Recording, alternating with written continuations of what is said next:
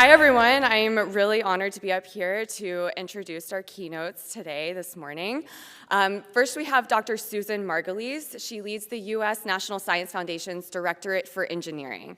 With an annual budget of nearly $800 million US, the National Science Foundation's Engineering Directorate provides over 40% of federal funding for fundamental research in engineering at academic institutions, and it distributes more than 1,500 awards supporting research and education each year. Susan joined the NSF as the Assistant Director for the Directorate for Engineering in August of 2021 after leading the Wallace H. Coulter Department of Biomedical Engineering at the Georgia Institute of Technology and Emory University. While on detail at the NSF, she is a professor and Georgia Research Alliance Eminent Scholar at Georgia Tech and Emory. She joined the faculty at the University of Pennsylvania in 1993 as an assistant professor, rising through the ranks to full professor. In 2017, she became the first faculty member tenured in both the Georgia Institute of Technology and Emory University, and she was a department chair in both the College of Engineering at Georgia Tech and Emory School of Medicine. Susan is internationally recognized for pioneering studies spanning the micro to macro scales and across species to identify mechanisms underlying brain injuries in children and adolescents, and lung injuries associated with mechanical ventilation, leading to improved injury prevention, diagnosis, and treatments. Her transdisciplinary scholarly impact has been recognized by her election as Fellow of the American Society of Mechanical Engineers, the Biomedical Engineering Society, and the American Institute for Medical and Biological Engineering, and as a member of the National Academy of Engineering and the National Academy of Medicine. That was a lot. She's amazing.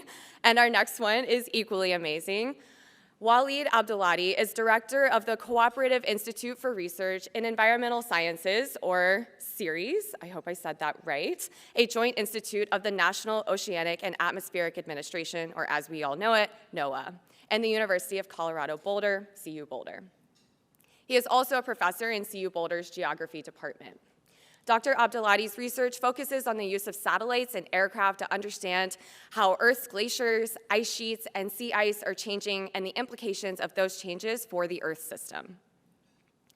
Waleed spent 14 years working for NASA in various capacities, including as NASA chief scientist, advising the NASA administrator on matters related to NASA's science programs and strategic planning, and serving as the key NASA science interface to the White House, Congress, and other federal agencies. His career also includes working as an aerospace engineer in industry, a research scientist and branch head at NASA's Goddard Space Flight Center, manager of NASA's Cryospheric Sciences program at NASA headquarters, and director of an Earth Remote Sensing Center. He co-chaired the National Academy of Sciences Earth Science and Applications from Space 2017 Decadal Survey, which informs investments by NASA, NOAA, and the U.S. Geological Survey, or USGS, in their development and use of Earth observations from space. Dr. Abdulati serves on the board of directors of the Center of the Advancement of Science in Space, manager of the ISS National Laboratory. He has received various professional awards and distinctions from the White House, NASA, National Science Foundation, and the American Institute for Aeronautics and Astronautics, or AIAA, as many of us know it, and others. That was also a lot, so we have two incredible speakers up here today for our keynote. So please join me in welcoming these two to the stage.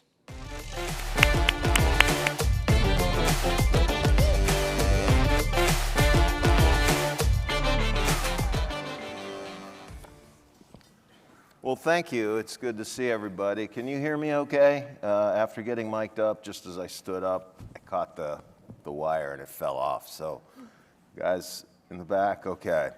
Well, it's a pleasure to be here with you. I have a soft spot in my heart because my bachelor's degree was in mechanical engineering before I went more the science-y route. But thank you for being here and taking the time to talk. My first question really is about the engineering director at NSF. I think a lot of people are familiar with it, but I'm sure not everybody. And so I'm just interested in knowing the kinds of projects you support, what drives you, what are you after, and what kinds of projects do you support? So the National Science Foundation was started in 1950. And it really was about promoting fundamental science and engineering for the benefit of our country, for economic, for health benefits, and for national security. The Engineering Directorate was launched in 1981 at a time somewhat like today, when the US had lost prominence in the global economy, and it was determined that we actually needed to pour resources into engineering in particular. Fundamental research, applied research as it transitions towards more agencies that are more mission-oriented agencies. And in addition, we need to produce more engineers. So increase the faculty, increase the educational pathways, and also to support those early stage as well as more senior faculty members. The partnership with industry in identifying areas of research as well as areas of education and workforce development was critical then. It maintains a focus now today. So in the Engineering Directorate, we fund problems with societal impact from very fundamental through more applied. We fund the workforce development, we fund education. In fact, as we talked in the introduction, we fund over 40% of this type of research in engineering in all academic institutions. We have a lot more to do. We're at that point now again, where we need to increase the number of engineers and engineering education to really meet the demand of industry and beyond. Great, and I think what's really remarkable is that spectrum of just basic discovery. We don't know what we're going to find when we go in to, wow, this can really be useful for purpose A, purpose B, purpose C. So, you know, having spent a lot of my years at NASA, a mission agency, which also supported a lot of fundamental research, I was always appreciative that there was a balance, you know, between the mission agencies themselves that are targeted, and NSF that is kind of what's out there and what can we learn, and the value that would bring. So, so thank you for that. If I could say, those partnerships are critical. Yes, they are, and that's one of the reasons we're here today. That's right. And then I guess I'm interested in what initially interested NSF as an agency and you personally in the possibility of funding research in space. You know, again, when I was at NASA, the space station was largely in the NASA domain. We did reach out and get some partners to support, but NSF has jumped in fairly robustly, and I'm curious what drove that interest. So that interest, unlike some agencies that are very top-down, this is our mission, we need to make progress in this, NSF is very bottom-up. Yeah. The ideas come from the PIs in the academic institutions as well as our industry partners. And it can also come from our partner agencies. So this one started the way many do, program director to program director. There was an interest in studying fluid dynamics and particle deposition and aggregation, and that's where it began. It was enormously successful. Why has it worked? Well, part of that initial attraction was about the National Science Foundation's merit review process. We send proposals out for peer review, and two major criteria, really understanding those, the intellectual merit that this project brings, as well as the broader impacts. We also fund access to federally funded and other types of test beds and facilities. And so we think of the International Space Station as one of those wonderful laboratories funded and supported by another agency that really benefits life on Earth. So it wasn't as much studying in space, just to study in space for the discovery, but really for the purpose of really understanding, improving our life on Earth. So that was an opportunity to provide access to investigators to be able to use this awesome facility. Well, I would say kudos to NSF for recognizing that. I think when we talk about discovery, the space environment offers unique, incredible, and powerful opportunities for that, just to study and learn. but also to NSF for recognizing that and creating solicitations that create that opportunity, but also to the community that chooses to pursue those, and the scientists and engineers and others who say, you know, I have an idea, and formulate that into something sound, something fundable, that ultimately does create and advance these discoveries. But the opportunity and the assessments, the rigor at NSF really ensures that what goes up has a very good chance of producing something impactful. So thank you. I've always appreciated and respected that.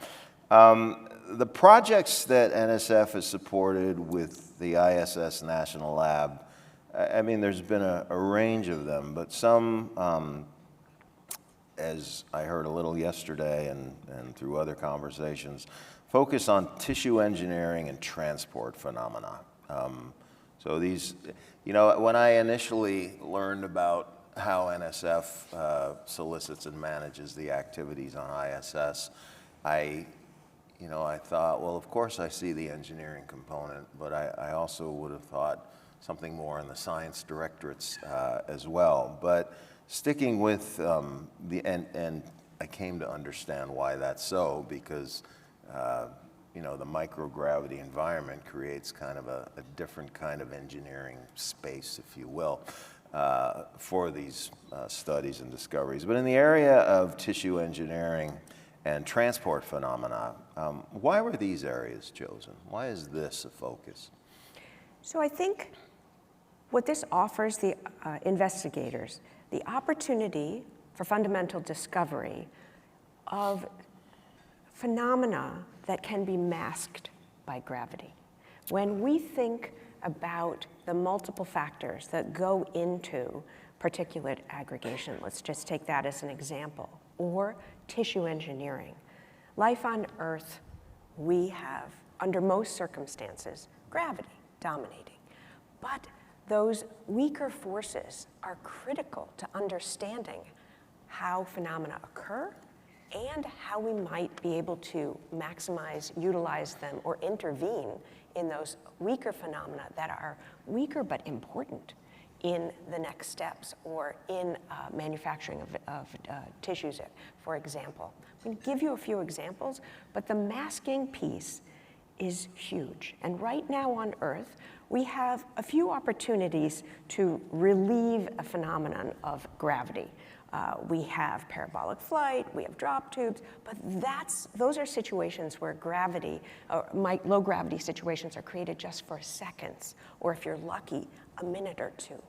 But not every phenomenon can be studied in that short time.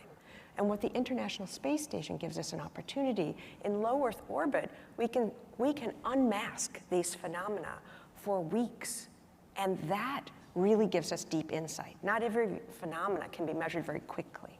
So that's hugely important. Sometimes it leads to new knowledge. Well, sometimes it leads us to more accurate models. We thought it worked this way, but actually now that we're unmasking, we see that those weaker phenomena have other interactions that we could never have measured on Earth. So better models, validated models, allow us to push engineering as well as science in new directions, sometimes surprising ones. So that's hugely important because accurate models allow us to really imagine tomorrows on Earth and be able to then execute them. Wonderful. Yeah, it's, when I think of something as simple as droplets in the microgravity environment and their shape and their deformation, it really does make you think about the physics in different ways, and the implications, you know, really are as far as one can imagine. So if I could add, of course. So one of the areas is combustion. And combustion takes account of not only heat transfer, which is important for cooling and microelectronics, and as well as supercomputers, but also for heat transfer and fires, and how fires transmit at the micro scale, and you're looking at particulates of a flame, and how important gravity is in that teardrop shape that a flame has on Earth. And in space, it's spheroidal because gravity isn't there. So it allows us to unleash and understand what happens in combustion that could really affect models for wildfire, models for how to fight a fire in a home, and really to improve how well and how effective our firefighting is. These are all so important that we could never realize on Earth. And those areas have come up from the community. So we've expanded from that early stage of fluid mechanics and particle deposition to combustion, to nanoparticles, to now tissue engineering. Those are all key to be able to drive the future. And who knows, we take your suggestions on other areas that are going to be important. And it's you brought up combustion, and the practical applications of understanding combustion better are clear, at least intuitive, very clear to some people. I also just find it remarkable. We're all familiar with the buoyancy associated with flames. Like on my gas stove, I have a gas stove, I'm sorry.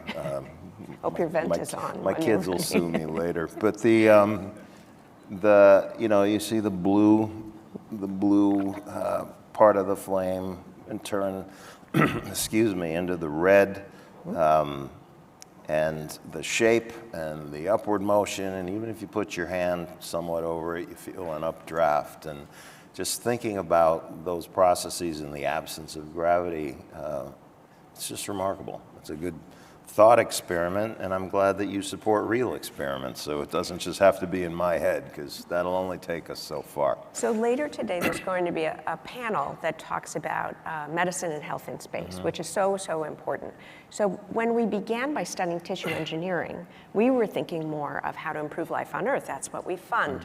But we also need to understand life in space. So some of what we're learning in those microgravity studies for tissue engineering can actually help us understand the degradation of muscle and bone strength that happens with long time in space. So I hope that there is also benefit to those mission-oriented agencies as well as our commercial partners as we think about longer time in space. I really think there's a nice synergy that happens from this fundamental research to really influencing the future directions in many ways. Yeah, and I'm glad you brought that up, because there's the here and now component. How can we improve life on Earth? How can we understand factors that allow us to better, better understand these phenomena, these processes, so that our lives can be enriched and improved by them. But there's also, thinking about long duration space flights and a future, whether it's decades, centuries down the road. I shouldn't say road, because it's not a road, but centuries along the path, where people are in space for a very long time. It's good to jump into that knowing what you're in for. So I like, again, that complement between the discovery-based research and the mission mindset. Where's this going to take us in the future when we think about NASA's mission? And also commercial entities that are going to have people working in labs in space for a long time, into the future. So it isn't simply, Mars, moon to Mars and beyond at some point, but living in space, an expansion of our planet into the space domain, as we've done with ISS, but I think will only grow as the opportunities emerge. We need to know what the people we're putting up there are getting into. So I like that sort of dual benefit from that. So you mentioned work with other national labs, and of course we're all aware that NSF supports individual researchers at universities, various other organizations, types of people. What is different about the work you support and the relationship you have with respect to the ISS National Laboratory and other organizations that NSF supports? What is different Yes. about the work that we support with this? And the relationship itself, because it is a little different. The path to ISS is not like walking into Lawrence Livermore National Laboratory or something like that. So I've been truly impressed at the coordination and the team, from the inspiration to the execution. So that the scientists, the engineers, the contractors, the cases itself and how they're involved. Actually, if I talked about the merit review process that NSF uses, but CASIS also takes a look at these proposals for their feasibility of really readying them for space. I myself use both modeling as well as experiments, and I can't imagine, I go back to Atlanta every month to do experiments in our lab in person. The idea of preparing an experiment that needs to go and survive a launch, survive someone else, needs to be trained. The astronaut needs to be trained to do that experiment.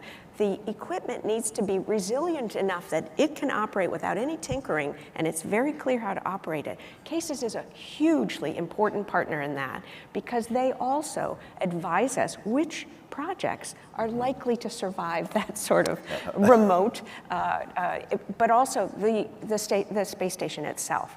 Doesn't have every piece of equipment, so really which are the projects that are best? So we've learned from this that this is an incredible team. The team is expanding with commercial partners, and as we evolve in the future, that will look different. So this relationship for experiments to be performed, designed by investigators, launched with the team that have been readied in a partnership, really that alone is unique. But then the data gathering piece by someone else is also unique. Then the data comes back and is analyzed, and there's some really exciting results I'll share with you. These are important lessons that we've learned that really help set the foundation for the future relationships as we move forward in the expanded ecosystem that this must be. So we've considered it to be hugely important and beneficial for the citizens of the US, and actually our international partners here today are also showing that this is a success. This is important. And so now, actually, we don't have enough lab space. So I'm delighted to learn that there are going to be more labs in low Earth orbit. I'm looking forward to it myself. You know, you brought up an interesting point. You know, my experience both being on and running review panels, you know, you do the scientific merit assessment, you get the external reviews, you get the panel coming together and discussing the merits. I guess I'm curious, since the pool of people that really understand the space environment, you mentioned CASIS helps you understand there's no way this will work because, or the environment is right for something like that. In the review process itself and the panels when decisions are made, do you get that kind of input, or do you sort of limit the panel conversations and assessments to the merit and then sort of run it through a subsequent, the feasibility component? So the merit review takes place first. Mm-hmm. Of course. And for those that are reviewed to have high scientific merit and broader impact, they then are discussed with CASIS.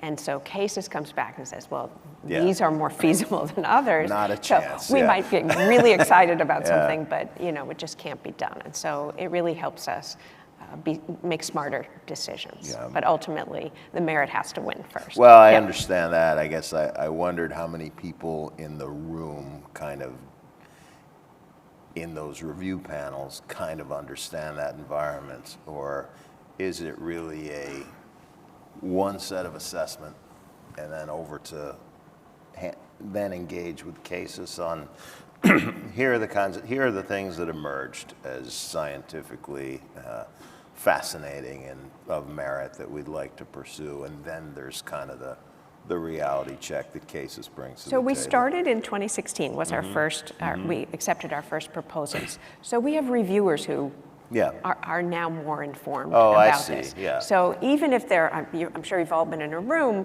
where there are a few people actually really understand, and part of that panel discussion is also educating the others about the importance of and uniqueness, because that can actually influence the scientific impact. Yeah, that makes sense. What would you consider the biggest successes of the partnership? Can I name 3? Because You it's can like name naming as my many favorite as you child. want. That's okay. So I'd like to talk about one that has to do with transport phenomena in terms of particulate aggregation and sedimentation. I'd like to talk about one about fire, which she touched on, and I'd like to talk about one about tissue engineering. And because I'm a mechanical and aerospace engineer and a bioengineer, I guess that's why I'm going to pick these 3. You but I do, could you have do a lot. yeah. Talk to my children about that. So, so let's talk about a project that's being funded in UC Santa Barbara, okay, by investigators Luzzatto Fergese and Myberg, okay. This is a project that's gone up and come down, okay. What did we learn? I like to be able to say, what was the impact of the investment that both NSF and CASIS made in this project? Well, as an experimentalist, sometimes you're not totally sure of everything that you'll learn. So this was an experiment that really wanted to study the transport of sediment through fluids. Why should we care? Well, we care a lot about the movement of sediments when we talk about mudslides under the ocean, when we talk about pollutants and environmental aspects of this. And just last week, I was reading about with rising sea levels and our concern about many areas that have been isolated and as toxic areas that have, the EPA is decommissioned, but actually with rising sea levels, we may have pollutants that enter the water stream. So we actually have to be understanding not only the strong gravitational aspects, but those weaker forces that I was talking about before. So what's exciting about the work that happened in the International Space Station is they learned that in the absence of gravity, which is driving the sedimentation of these particles, it allowed the study of aggregation. And aggregation turned out what's happening much faster than they realized. In fact, they were able to develop a power law relationship for the aggregation. That was really exciting, and it would really influence the models. But then the unexpected. Well, it turns out that the International Space Station has its own little G jitters. Every so often, things turn on and off. So they found some interesting aggregation that was occurring, and it changed the pattern.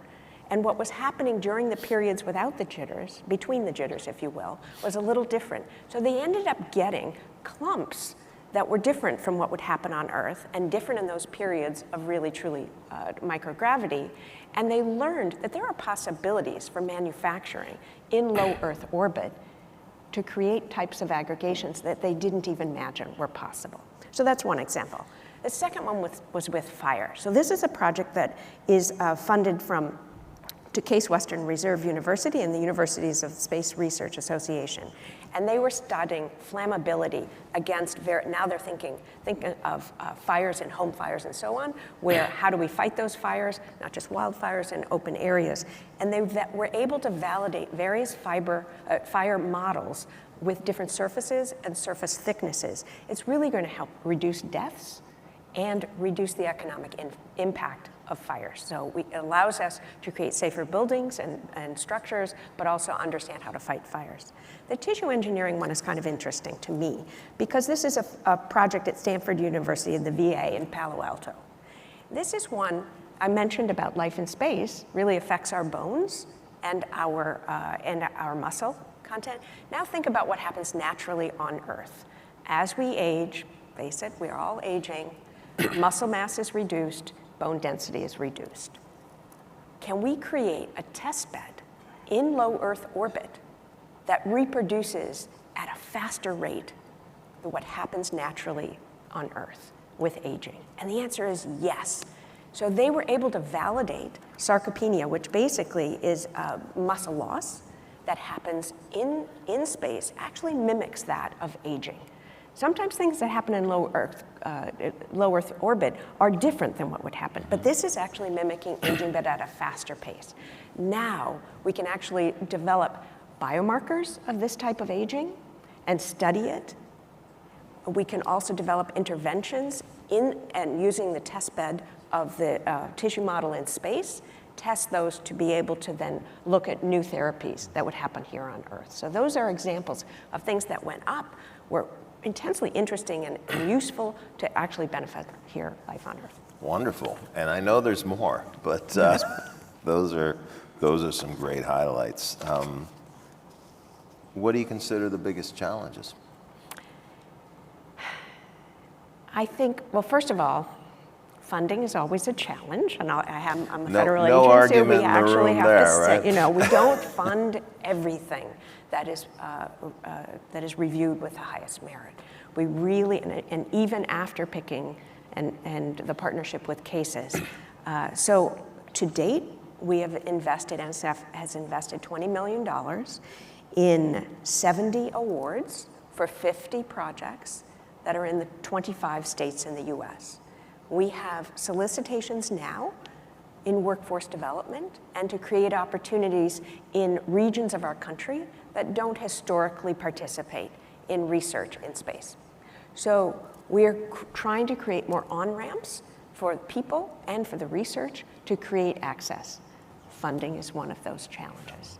Another challenge is this, we're going through a transformation right now.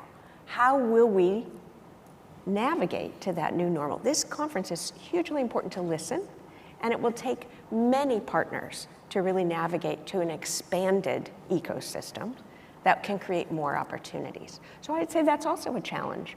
We don't really have one leader. We have multiple leaders. So in many types of partnerships, we make sure that the culture of each of the partners and the important goals and missions of those partners are accomplished in a common space where we come together. Mm-hmm. So it's a challenge. I'm optimistic that we can actually to address those challenges. When I think about funding, it's not just funding from Congress to the mm-hmm. NSF.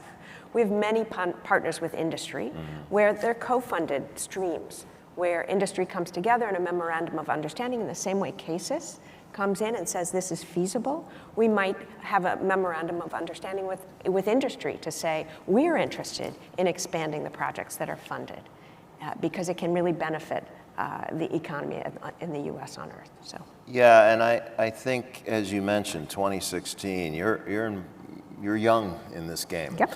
And I think community takes time to grow, and as it does so, sort of the leaders emerge, or at least the leading entities where others know with whom to partner to ultimately create a successful pursuit. And you mentioned funding. I'll simply say it's heartbreaking, to see, as a program manager years ago, to see great proposals that you just can't support. And I think a lot of people don't realize how difficult it is on those in the government to have to say no. Not quite as bad as hearing no when you're the PI, but it's bad. I guess last question, do you see NSF continuing to use space as a platform for innovative research? It's a compound question. And what do you see as the most critical areas where conducting research will prove most beneficial? So as we move forward, we're guided by the strategic plan mm-hmm. that was published in 2023, and NSF and NASA co-led that strategic plan. It has important elements. We've already begun launching them. We've demonstrated, I would say, our experience to date, we can call a pilot. How do we expand the pilot? What have we learned from it? How does it need to evolve as we move forward? I'm really excited about the potential. This really, the International Space Station and other labs in low Earth orbit that will follow are important laboratories that we want to provide access, broad access to people and to centers and to groups and international collaborations. This is so important to come together across all of science and all of engineering to really use these laboratories for the benefit of on Earth, our economy on Earth, our health on Earth, and the opportunities on Earth. I think that there's an excitement that we need to all engage in. What is that excitement? This room, we're all thrilled. But how do we get the word out? How do we actually talk about the important potential of the work that happens now and can happen in the future? And that's where, actually, I challenge all of us to really have those stories of impact and to communicate them. So if you have stories of impact about your experience with the NSF's funding mechanism and those projects, whether you're a PI, whether you're one of the partners, thank you all. Many of you are here. Thank you for those who are part of this ecosystem. We're delighted to be part of it, and we couldn't do it without you, so thank you. But we need to come together and really raise our voices to excite the generations to come, to excite those industries who are not yet participating. And I don't just mean those who actually helped launch. And yesterday's launch, I'm hugely. So I got to go to Wallops, and I was all set. Middle of the night, I had to meet at 1 a.m. at Capitol Hill, and I basically slept on a school bus as we went to Wallops. And yes, it is the cutest little community. And we got there, we're all standing there, and 5 minutes to launch, it was scrubbed. But you know, the excitement what I took away from that is what it takes to get something up there. And that's just one part. If we think about a cooking show, you know, there's imagining this, there's doing this, and then for it to be successful and talk about those stories of impact that I mentioned, that we've benefited from, it's a coordinated orchestra where every instrument excels and plays an important role. Help us tell those stories. You have your own platforms of communication. Please help us on ours. Tell us your stories. Let's make sure we amplify your stories of impact. So I think the future is bright. I think we don't know the way ahead, but we know that it aligns with our goal of really funding those frontiers of science and creating and engineering and creating an impact on the world of today and to create that future of tomorrow that we know must be. We have urgent societal problems, and low Earth orbit is part of the solution pathway, and we're excited about continuing this relationship.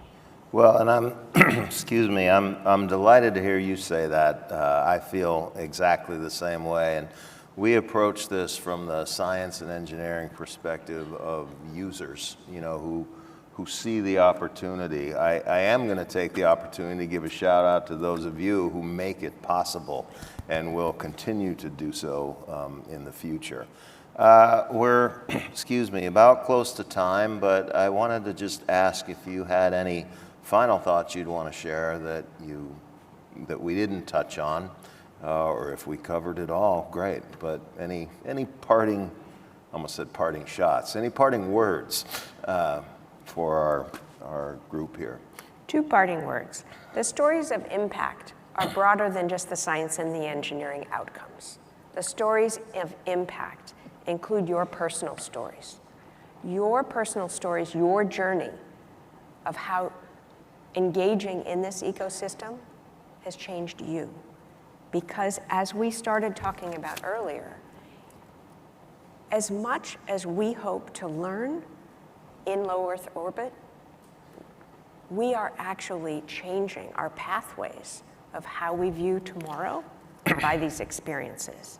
And those are both in the work that we do scientifically and professionally, but also in our lives. When I've come to NSF, I love learning about the incredible things that we're funding. So the enthusiasm that you say, as well as the disappointment that we can't fund everything that's great, this is an important investment. You are important as a part of that investment, and your personal sweat and what you've learned and how what you've learned has changed you and what you see as the possibilities, those are important stories of impact. The second thing is, if I could reiterate where I began, we listen to the community as we plan the future. The door is open. My email is out there. Write me. Tell me what you think we should be studying and how we should be studying it to create that tomorrow that we know we all need today. Wonderful. And I think on the story front, I would just add share your stories broadly, because there's really not just the community here that needs to know, not just the community in Washington, but humanity as a whole. The benefits are tremendous. The effort that goes into it is tremendous.